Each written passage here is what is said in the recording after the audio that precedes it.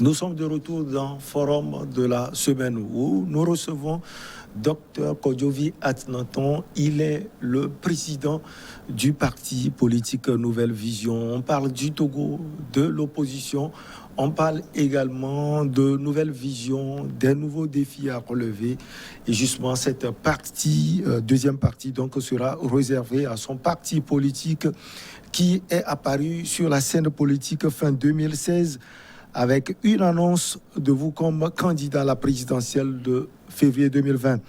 Malheureusement pour certains, heureusement pour d'autres, la Cour constitutionnelle vous avait, je vous cite donc, très injustement écarté et sans argument suffisant, digne selon vos très proches.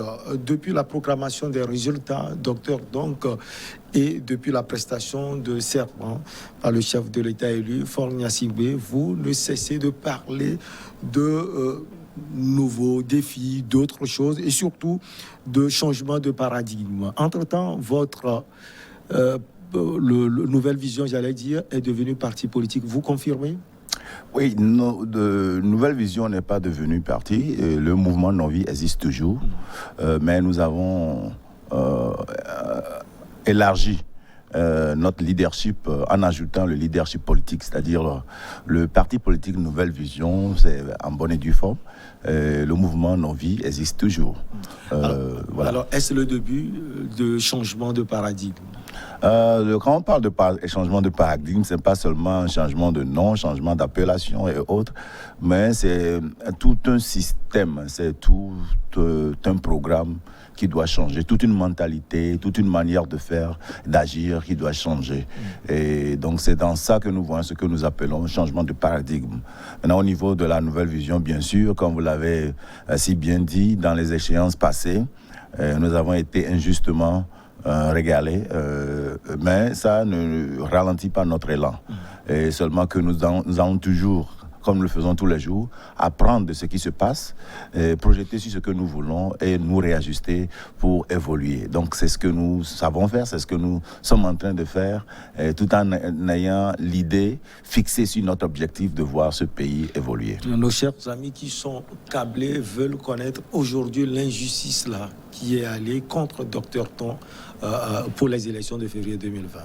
Comme vous l'avez demandé, je le dirai, sinon je me suis dit que c'est déjà passé. Le Togolais a besoin de ce qui est plus important pour lui pour l'avenir. Mais pour Dr Kodjovi Ton, pour ceux qui veulent connaître ce qui s'est passé, c'est que nous avons été retirés de la course présidentielle en dernière minute par la Cour constitutionnelle qui a dit que le nombre de signatures que nous avons donné n'était pas suffisant. Alors que pour nous, dans nos comptes, dans nos livres, nous avons donné 5222 signatures provenant de 18 préfectures, dont 13 ont dépassé largement 200. Et le minimum dont ils avaient besoin, c'est 200 par préfecture. Donc, pour nous, déjà, plus de 3 préfectures de surplus et plus de 100 signatures de plus pour chaque préfecture, dont nous pensons quand même que nous avons été injustement retirés, d'autant plus que nous avons demandé des preuves de cela, on n'a jamais eu, et puis la conclusion de la Cour constitutionnelle, c'est toujours sur le net, c'est très vague, on dit la plupart des signatures ne se retrouvaient pas, alors que il n'y a pas une autre compagnie qui produit les cartes d'électeurs, à moins que nous, on ne le sait pas. Donc, les cartes d'électeurs que nous avons enregistrées à notre niveau, et on a fait un travail minutieux, on s'est levé très tôt. Si vous vous souvenez, c'était en 2016, j'avais déjà annoncé l'intention de la candidature, ce qui voudrait dire que nous avons eu assez de temps, et des cartes par carte, on a enregistré nous-mêmes. On n'a pas envoyé des gens avec 5000 pour nous faire, pour aller prendre des noms des gens. Non, nous avons tout fait minutieusement. C'est pourquoi on était vraiment très rassurés que c'était une erreur en premier lieu de la Cour constitutionnelle, mais visiblement, c'est ce qui s'est passé. Donc c'est en ça que la Nouvelle Vision a été, ou bien Dr Kodjovi Ton a été retiré de la course de 2020. Mais retirer de la course ne veut pas dire retirer de son élan de faire évoluer ce pays, d'apporter sa pierre à l'édifice de cette nation. Oui, On a perdu, on dit un coup isolé n'arrête jamais le combat. Mais la détermination que nous avons, ça se multiplie de jour au lendemain parce que nous voyons que la nouvelle vision a sa place pour l'évolution de notre pays. Avec la nouvelle vision, le Togo a 121 partis. Le chiffre est un peu plus important. Vous ne pensez pas que c'est trop pour un si petit pays comme le Togo? Oui, je dirais que c'est trop aussi déjà au troisième parti politique, on a trouvé solution pour notre pays.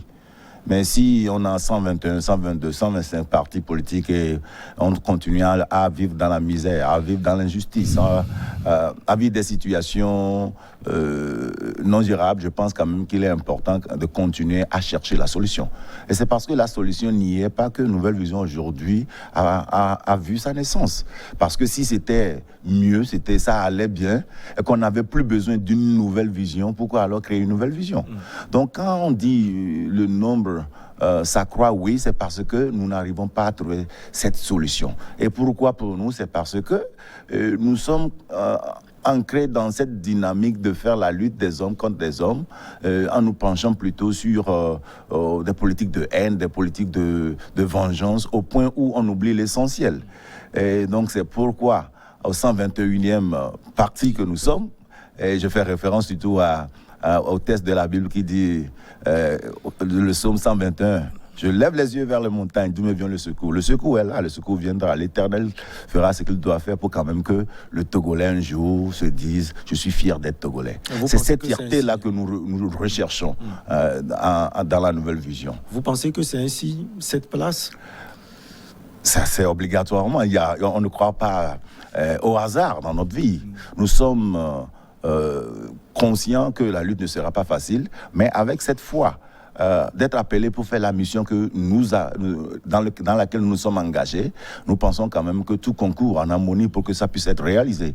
Donc pour nous, oui, c'est un signe, et surtout que ça nous avantage, pourquoi pas. Donc là, nous continuons à le faire, nous continuerons à nous battre pour que ça soit réellement la solution pour toujours pour notre pays. Donc on peut parler d'échec de la démocratie au Togo parce que depuis la création du premier parti politique jusqu'à ce niveau, on parle de 121 partis politiques, il n'y a que des échecs répétés. Cela veut dire qu'on n'est toujours pas arrivé à apporter des solutions. On ne parlera pas d'échec, mais on parlera par exemple de l'insuffisance de résultats. Parce que j'avais déjà donné l'exemple, c'est dire que si nos premiers et les aînés n'ont pas fait un boulot avant nous, on ne pourra pas se mettre ici pour parler. Et si les aînés n'ont pas fait un boulot avant nous, il y a tellement de choses qu'on ne pourra pas faire dans notre pays aujourd'hui. Donc si ça se réalise, ça veut dire qu'il y a eu des avancées. Maintenant, le temps passé, la misère des jeunes, la misère des mamans, la misère des parents, la misère des agriculteurs, aux côtés des ressources dont regorge notre pays, aux côtés des dilapidations d'argent, aux côtés de la corruption, aux côtés de l'exagération au niveau de la justice et autres. Est-ce que nous allons dire aujourd'hui que nous avons atteint le résultat escompté? Donc, si on n'a pas encore atteint le résultat escompté, on pourra dire oui, il y a eu évolution, mais la valeur ajoutée que nous attendons n'est pas encore là. C'est pourquoi certainement d'autres partis se créent, parce qu'il y a toujours cette insuffisance sur le terrain, il y a toujours cette misère qui plane partout, il y a surtout le manque d'organisation qui fait fuiter beaucoup de ressources de nos pays, qui font que du jour au lendemain, les gens se disent non, nous devons faire quelque chose. Et c'est en cherchant à faire quelque chose que d'autres aussi optent pour la création des partis. Concrètement, qu'est-ce que le président Nouvelle Vision est venu changer?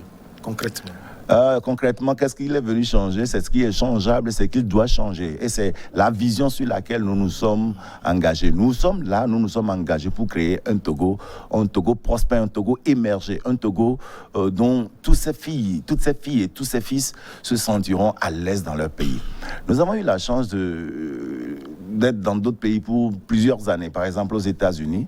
J'ai pu comprendre quand même que pour faire développer un pays, il faut d'abord que nous ayons des mentalités développées.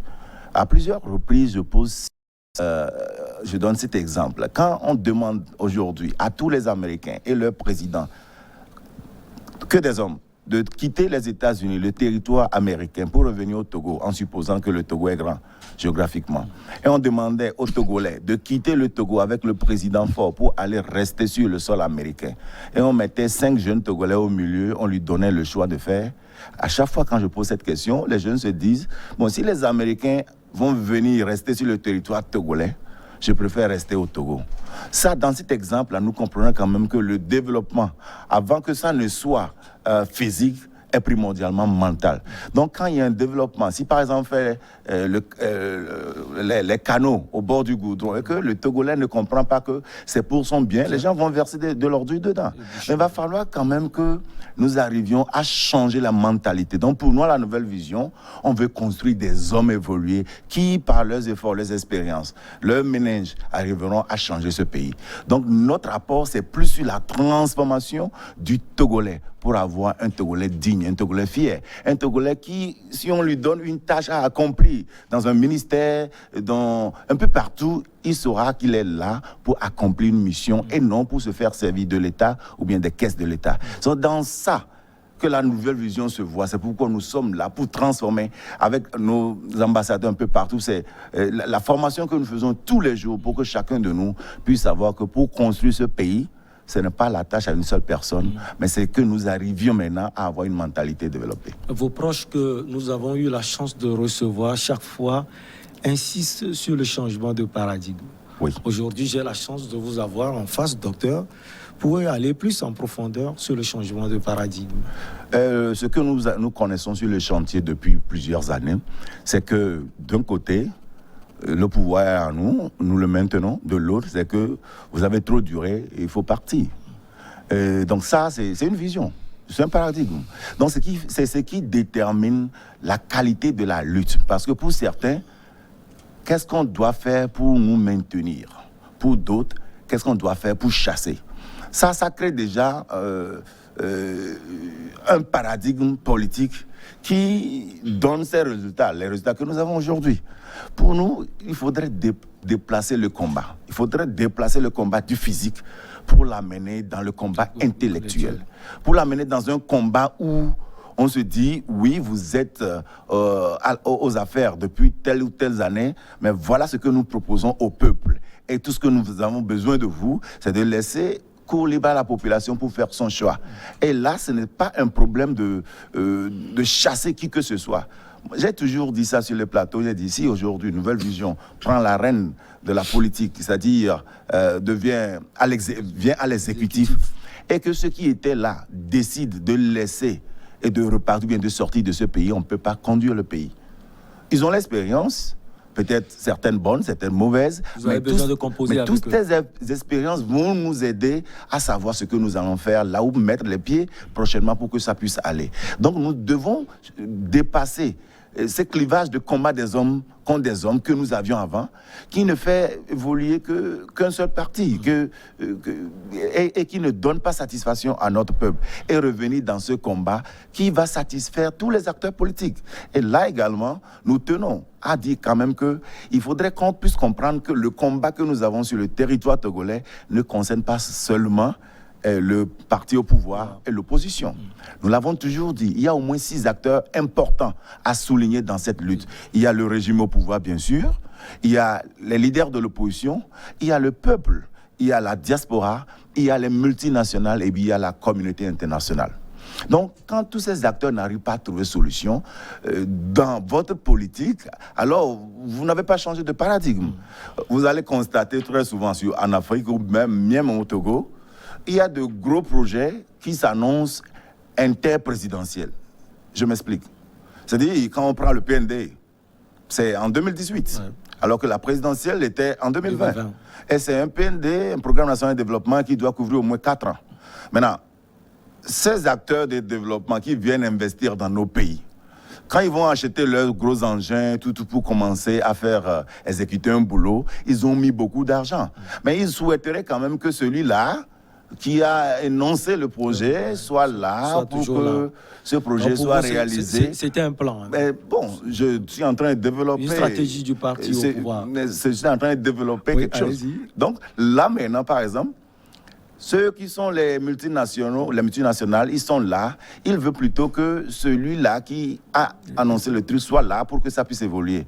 Et si nous n'avons pas un nouveau paradigme qui permet de savoir que ce n'est pas parce que je deviens président que je bats sur le PND. Non, ce n'est pas parce que je suis président que je bats sur le programme PNIASA. Donc, il y a tellement de choses. On doit avoir cet esprit de continuité de l'État. On doit être des nouveaux leaders qui s'annoncent, mais sans pour autant démontrer seulement que nous sommes là pour changer, mais nous sommes là pour faire évoluer les choses. Et en cherchant à évoluer, on saura comment composer avec ceux qui sont là, comment composer avec ceux qui sont des retraités, qui sont des gens expérimentés, qui ont besoin de nous, comment composer avec les handicapés qui sont là, qui doivent aussi apporter leur pierre à l'édifice, comment composer avec l'armée qui est là et puis qui a aussi besoin de nous pour l'amélioration de ces conditions. C'est-à-dire nous devons avoir maintenant des nouveaux leaders qui peuvent s'asseoir à table, régime au parti, parti au pouvoir, l'opposition, société civile, pour qu'on se dise des vérités sans pour autant se casser des gueules. Mais en ayant maintenant une vision pour le peuple. Quand vous avez un pays qui n'a pas de vision, donc quand tout président vient, il amène sa vision, ça fait que nous serons dans une cacophonie. Donc il faudrait quand même qu'on puisse arriver à définir la vision et que chacun de nous travaille avec ses partisans à faire comprendre cette vision et à changer les mentalités, à changer les donnes pour que ça puisse rentrer dans le cœur de chaque Togolais afin que chacun de nous puisse jouer son rôle pour l'édifice de la nation. Dans votre politique, vos proches parlent de former, orienter et outiller les futurs jeunes leaders. Prendre point par point, Président, comment se fera ou bien se fait la formation? Très bientôt, la nouvelle vision va annoncer le programme de formation des jeunes qui sont attirés par la chose politique de notre pays pour une vision de développement. Donc, donc sur la chaîne, je vous l'annonce déjà, ça viendra bientôt. On attend seulement le OK du Bureau national par rapport à cette proposition et puis ça sera officiel. Mais nous avons pensé que le Togo a besoin des jeunes politiciens qui comprennent autrement ce qu'est la politique. La politique est un outil pour le développement. Donc quand nous n'arrivons pas à les former, vous devenez préfet aujourd'hui, ou bien vous devenez une autorité aujourd'hui, vous n'avez pas eu le temps de comprendre même comment un budget national fonctionne, quelles sont les sources de revenus de la nation, quelle est la relation entre le maire et le préfet dans une circonscription. Vous avez tellement de choses que nous ne comprenons pas et qui finalement créent des conflits entre nous alors que ce sont des choses très simples à comprendre. Donc il faudrait avoir des jeunes qui savent, par exemple, comment manipuler un budget, comment faire des rapports après l'exécution des projets, comment revenir présenter l'évolution des travaux, pour que ces jeunes-là soient déjà dans cette dynamique de pouvoir rendre compte. Parce que si vous ne formez pas ces jeunes et vous attendez un résultat, ça ne se passera pas. Moi, j'ai toujours dit, quand je revois un peu ce que nous avons comme résultat, tout ce que nous faisons aujourd'hui, c'est ce que nous avons appris à l'école. Si aujourd'hui on nous dit il y a des gens qui n'arrivent pas à rendre compte à la nation après avoir collecté de l'argent des populations, pas été suffisamment formés. Non, par exemple, à l'école, on vous demande, on vous pose une question, on dit 2 x 9, vous avez dit 17, et le professeur dit faux, je continue. Maintenant, dans l'éducation, là où, bon, je ne dis pas que l'éducation togolaise n'est pas bonne, parce que c'est le fondement de ce que moi je suis aujourd'hui. Mais quand nous enseignons là-bas de l'autre côté, on aime plus les faux résultats parce qu'on veut comprendre le pourquoi. Oui. Mais ici, on vous dit, pas correct, suivant. Donc, ce qui veut dire que tu n'as même pas eu la chance de justifier ta réponse. Donc, tu n'as pas appris à justifier les choses et maintenant, on te nomme, on te dit de justifier ton budget. On ne va pas en profondeur, bref, pour chercher à comprendre. lacune. C'est ça. Oui. Donc, ce sont des exemples qui peut-être sont banals, mais en profondeur, c'est là que nous devons changer les choses. C'est à partir de là, c'est à partir de cette éducation. On te demande par exemple de devenir meilleur. Mais meilleur que nous cherchons dans notre tête souvent, c'est de dépasser X ou Y. Exemple simple, vous êtes en classe, on dit à côté Mawena 8 sur 20, Fénéa. Kojovi Ghislain, 12, bravo. Next devoir, le devoir prochain vient. À côté de moi, on avait eu 8, non? Oui. Mais maintenant, à côté de moi, on a 7. Et Ghislain, maintenant, a eu 6. Et vous serez surpris de voir que c'est en ce moment-là qu'à côté est content. Pourquoi il est content? Tout juste parce qu'il a dépassé l'autre qui avait eu 12 la dernière fois. Qu'on l'avait félicité. Donc maintenant, il est devant. C'est-à-dire, pour être devant quelqu'un, soit tu le ramènes derrière toi, ou bien toi, tu fais l'effort d'être devant lui. Maintenant, l'effort d'être devant lui, on ne nous a pas trop enseigné cela. C'est pourquoi vous allez voir dans les entreprises, les gens cherchent à créer des problèmes aux autres pour qu'ils puissent être derrière nous. Alors que si nous avons été éduqués à savoir que non, nous allons tous nous tenir la main. C'est, par exemple, dans le système anglophone, on dit réussite by competencies. C'est-à-dire, vous êtes ensemble, quand vous franchissez la ligne, vous avez tous réussi. Donc, quand vous arrivez à avoir de ces genres de comportements, de ces genres d'éducation, de formation, ça fait que le système en entier travaille. Alors que pour nous, on a plus été formés à dire, moi j'ai pu faire ceci, lui n'a pas fait. Et tu vas aller dire au professeur que le devoir du groupe, c'est moi seul qui l'ai fait, voilà ce qui se passe. Tellement de ces choses-là, si nous n'arrivons pas à reformater l'éducation, suivant les valeurs que nous recherchons pour faire développer notre nation, on continuera pas à faire les mêmes choses de la même manière et avoir les mêmes résultats. Donc c'est important pour la nouvelle vision de mettre ça dans la tête des Togolais pour savoir que sans cette formation politique qui nous permet de savoir comment nous pouvons nous tenir ensemble pour évoluer vers une destination, chacun apportant sa spécialité, sa touche, on n'arrivera pas à le faire. C'est pourquoi la nouvelle vision propose de former pas seulement les jeunes de l'opposition, on veut former tout jeune qui a ce désir de s'impliquer dans la politique togolaise. Donc, c'est pas, voilà, vous avez les contacts de la nouvelle vision. Si vous êtes intéressé, très bientôt, on en parlera. Ouais, ça fait plaisir. Après la formation, président, l'orientation. Oui, bon, quand on dit former, je suis un enseignant, je suis un PhD en leadership et en éducation. C'est que je ne forme pas pour laisser à l'eau, je forme pour que ça puisse être productif. J'ai souvent dit, quelle est la valeur de la connaissance lorsqu'elle n'est pas partagée et productive? Si on te forme et que tu n'arrives pas à l'utiliser pour produire, ça ne peut rien donner. Donc, quand on forme, on oriente.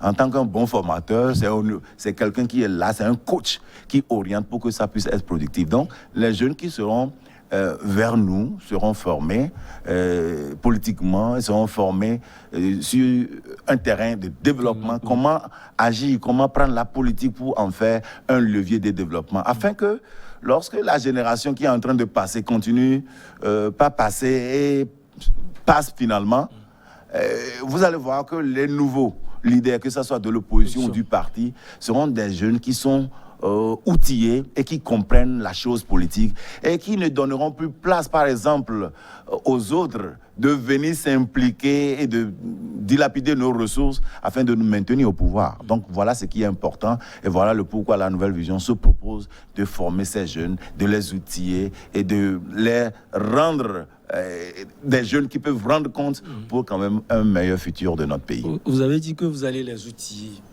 Oui. En quoi faisant? Mais quand on dit outiller quelqu'un, ça dépend de l'outil. Ça vient de ce qu'ils retiennent dans la formation?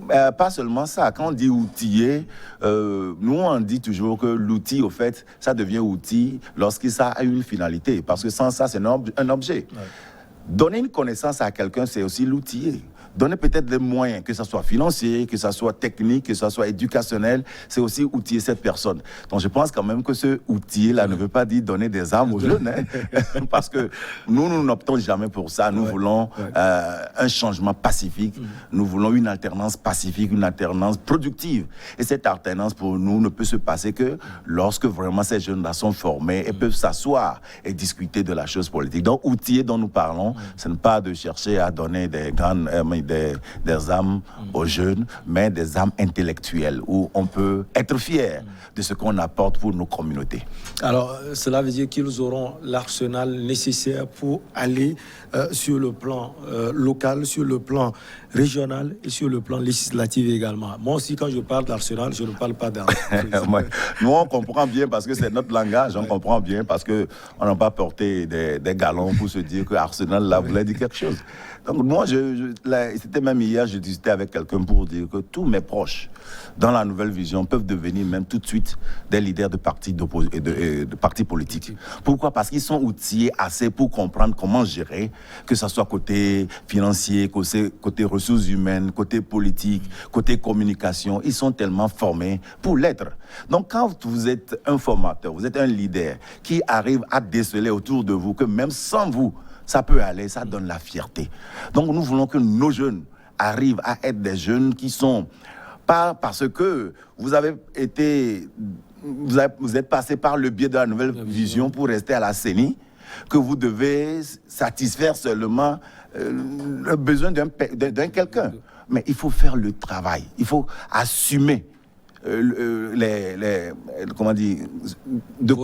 vos responsabilités. Donc voilà des jeunes que nous voulons former. C'est ça qui va donner la fierté à la nouvelle vision. Vous n'êtes pas sans savoir que nous, on apporte toujours, pas seulement aux partis de l'opposition, mais aux partis au pouvoir également.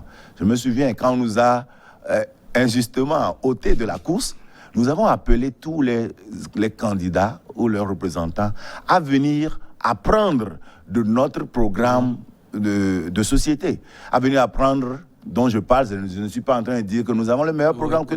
Bon, nous l'avions. Mais je suis en train de dire quand même qu'ils auront des choses à ajouter à ce qu'ils avaient. Ils sont venus. Et il y a certains qui étaient là, il y a d'autres... on n'a pas cette culture. Non. Mais bon, ça ne nous a pas découragés. Je sais que sur les médias, ils ont quand même 1 ou 2 points vont s'ajouter à ce qu'ils savent faire déjà. Donc pour la nouvelle vision, ce n'est pas seulement outiller des jeunes pour les former à être contre qui que ce soit, mais à comprendre la chose politique pour que, peu importe ton positionnement, tu puisses satisfaire ta communauté et non se satisfaire de la communauté. Vous voulez dire que ce serait une fierté pour vous si Sylvain Widjirakou ou Jules Bafénam vous remplacent un jour? Ça serait la plus grande joie de voir aujourd'hui que j'ai formé quelqu'un qui a la responsabilité de le faire. Oh là là! C'est la plus grande joie. Ouais. Donc pour nous, c'est ce que nous voulons. Parce que la finalité, ce n'est pas de rester là-bas. La finalité, c'est pouvoir changer les choses, faire évoluer les choses et voir les résultats à nos yeux. Vous avez parlé également de la réorganisation des choses sur le plan structurel. Ça veut dire quoi précisément? Bon, si par exemple, nous prenons certaines... la Cour constitutionnelle, nous prenons la composition de la CENI, et nous prenons la décentralisation dans sa structure et sa fonctionnalité, nous voyons là-bas qu'il y a plusieurs choses à revoir. Quand nous voyons par exemple des programmes où on fait des inaugurations, mais on ne fait pas très souvent, on ne revient pas très souvent pour nous donner le résultat de fin d'exercice. Il y a tellement de choses à revoir pour faire avancer de ces choses. Donc nous continuerons par formuler nos propositions envers ces différentes institutions en analysant d'abord ce qui se fait, et en proposant et en essayant de pousser pour que ça puisse se réaliser pour le bien de notre pays. Donc, nous avons par exemple un programme national de l'alternance que nous avons proposé. Et dans ce programme national de l'alternance, tous les partis, que ce soit des citoyens simples, la diaspora, et l'armée, et le parti au pouvoir, les partis de l'opposition, chacun a un rôle à jouer pour qu'on puisse arriver à une alternance pacifique, une alternance productive.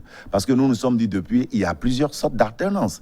Il y a l'alternance des hommes, où on change, que ce soit par force ou pas, mais le système qui n'est pas productif. Il y a l'alternance où on change quelqu'un, mais on ne change pas le système. Donc, alors que nous voulons une alternance productive, une alternance qui est calme, qui assure la pérennité des choses et qui va rapidement trouver solution aux besoins de notre population. Changement également, ou bien réorganisation également sur le plan managérial. Ça, c'est normal. Quand vous n'avez pas cette aptitude managériale de pouvoir faire évoluer les choses, on vous met à la tête d'un programme, vous ne pourrez faire que l'inauguration. Donc, quand nous allons évoluer, nous continuons à évoluer au Togo d'inauguration à inauguration, sans pour autant changer jusqu'à faire ce que nous appelons dans la nouvelle vision des result-driven leadership. C'est les résultats qui démontrent la qualité de la chose. On dit on reconnaît l'arbre par son fruit. Donc quand vous ne donnez pas vraiment ces résultats qui vont satisfaire au fait l'attente de notre population, alors nous pensons quand même que l'esprit managérial doit être revu. Et si nous entrons par exemple dans des institutions, même au niveau des banques, au niveau des supermarchés, il y a beaucoup de comportements à changer.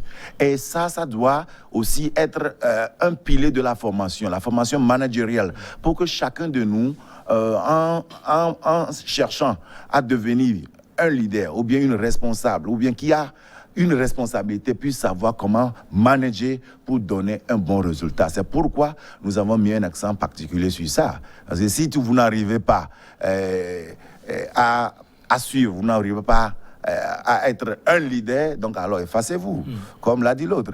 Donc aujourd'hui, il faut que ces gens-là soient outillés pour avoir aussi cette technicité managériale pour faire évoluer les choses. Et c'est ça même qui arrive également à nous aider dans les ressources humaines surtout, parce que vous êtes leader, il y a trop de peut-être d'incompréhension dans votre équipe. Sans cette technicité managériale, c'est difficile de pouvoir ramener le groupe à partager la vision afin que chacun d'une manière ou d'une autre apporte sa pierre pour que la vision soit accomplie, soit atteinte. Vu la réalité de votre pays, est-ce qu'on ne peut pas parler d'utopie? Utopie, c'est toujours une utopie. Un rêve est toujours une utopie jusqu'à ce que ça ne soit réalisé. Donc pour le moment, ceux qui le considèrent comme utopie, bon, tant mieux. C'est en considérant ça comme utopie qui nous donne, nous, l'énergie de continuer à démontrer que non. Oui, c'est peut-être une utopie, mais ça va se réaliser. Quand on dit, en Amérique, on dit you gotta have a dream. Et au Togo, on dit tu es en train de rêver. C'est-à-dire les deux expressions, quand on veut les comparer, au fait, ça veut dire la même chose. Ouais. Mais le soubassement, le fondement, c'est pas la même chose. Aux États-Unis, on apprend aux jeunes à rêver. Ici, on se moque de toi quand tu rêves. Vous voyez que il y a une très grande différence. Si aujourd'hui, avant même l'invention de la technologie mobile où on peut se voir des distances, quelqu'un te dit non, moi je peux t'appeler sur un téléphone, je vais te voir et t'écouter depuis l'autre rive, tu vas dire l'autre là on va l'amener à Zébé parce que tu ne l'as jamais vu. Mais c'était de l'utopie pour certains, un rêve maintenant mis en action qui est devenu maintenant une réalité et maintenant c'est comme si, bon, c'est naturel. Donc je pense quand même qu'on doit encourager le Togolais à rêver. Celui-là qui n'a pas encore de boulot doit rêver pour se dire oui, quand on dit par exemple faire ceci, faire cela, oui je peux le faire. Mais ce que nous encourageons de plus c'est qu'il ne faut pas rêver et rester sur le lit. Quand on rêve, on se lève, on se met en action pour que le rêve là soit réalisé. Vous avez parlé justement d'action. Quelles sont les actions de Nouvelle Vision quand on voit un programme aussi riche de votre parti politique, les actions sur le terrain? Est-ce que Nouvelle Vision est dans son siège en train de parler, discuter avec les cadres, vos proches, les militants sont ailleurs? Sur le terrain concrètement, Président, qu'est-ce qui se fait? Il suffirait de voir un peu les activités menées au cours de la pré-campagne jusqu'aujourd'hui même, pour savoir quand même que la Nouvelle Vision, c'est d'action en action que nous évoluons. Quand on me dit récente action, je parlerai par exemple de l'accès à l'eau qu'on a fait dans la préfecture de Doufelgou. Donc nous, à chaque fois, à chaque jour, on continue de former, d'informer, d'assister et de porter assistance comme on le peut à des jeunes Togolais. Dans notre siège, nous allons faire une journée porte ouverte très bientôt, d'ici semaine prochaine, je crois que c'est le week-end prochain.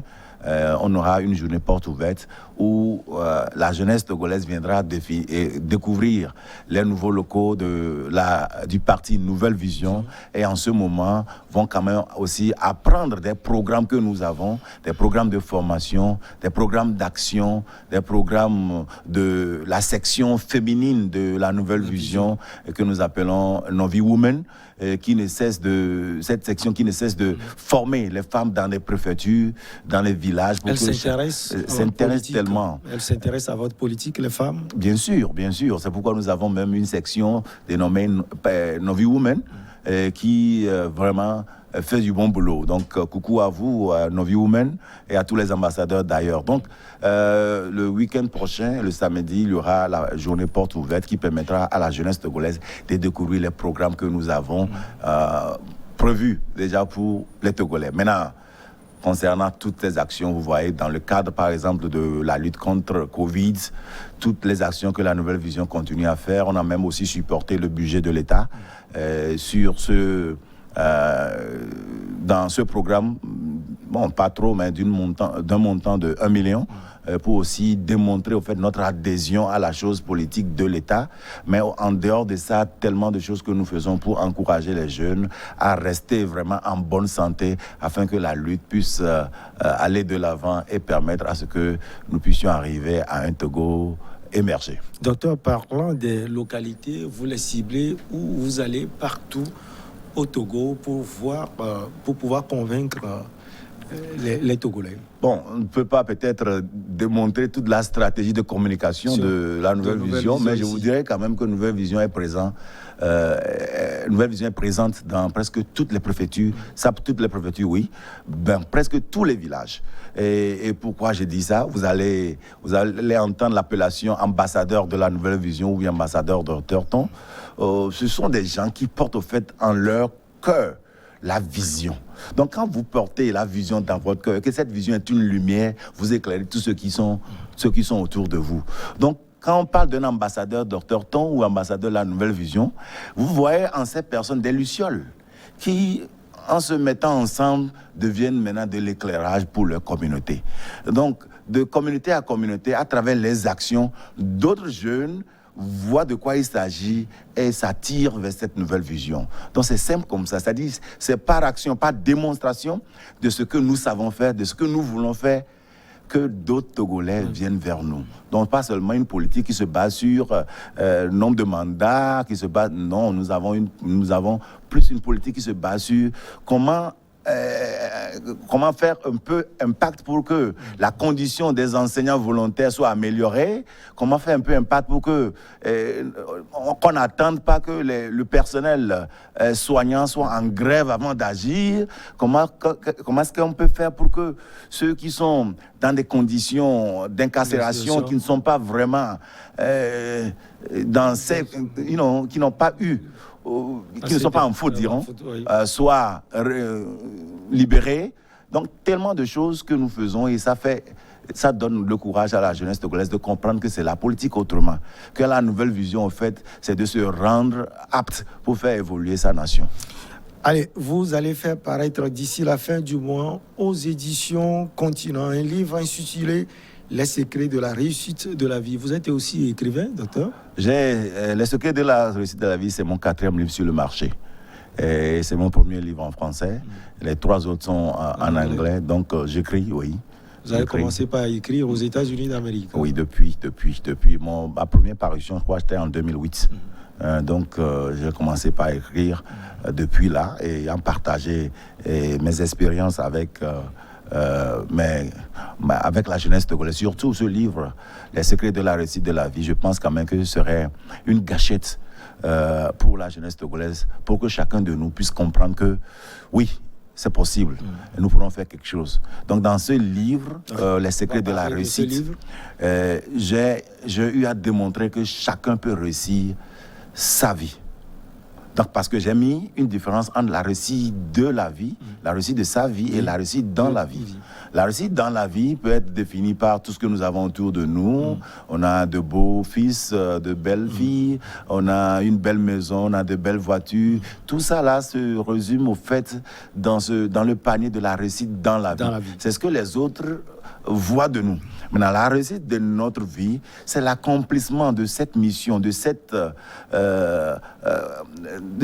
partie intérieure en vous qui te permet de te sentir à l'aise. Quand vous voyez par exemple quelqu'un quitter les États-Unis pour aller revenir dans un village et vivre là-bas, et il est vraiment heureux. Donc cette satisfaction lui permet de combler ce qui lui donne la réussite de sa vie. Donc il y a tellement de choses que nous devons comprendre, et puis ça nous aidera à comprendre que ce n'est pas la peine d'envier l'autre. Nous avons tous un chemin tracé pour arriver à destination. Donc le chemin doit être tracé.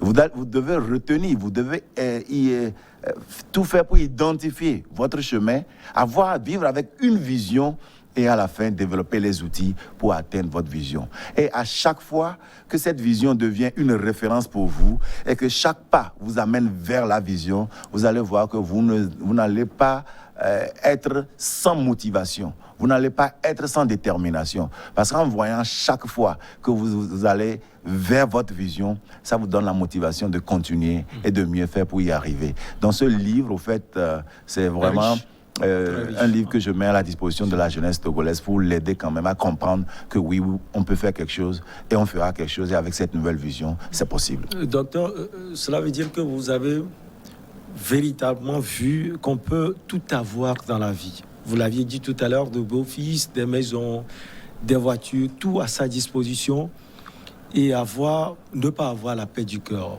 manquer quelque chose intérieurement. C'est ce qui vous a poussé à écrire ce livre. Oui, je voulais dire quand même qu'on peut réussir dans la vie sans réussir sa vie. Donc quand vous réussissez dans la vie, c'est que c'est nous, les personnes externes à toi, qui voient que vous avez réussi dans la vie.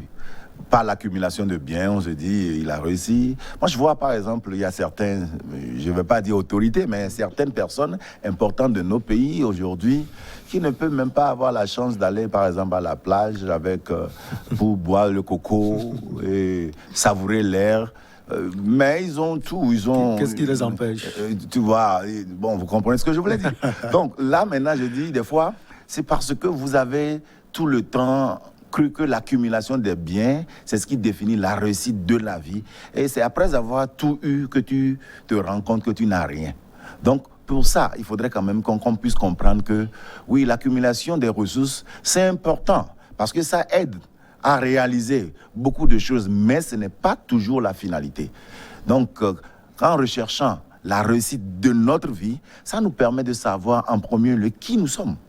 Parce que tu dois savoir qui tu es avant de savoir ce que tu as comme plan pour arriver à accomplir cette mission.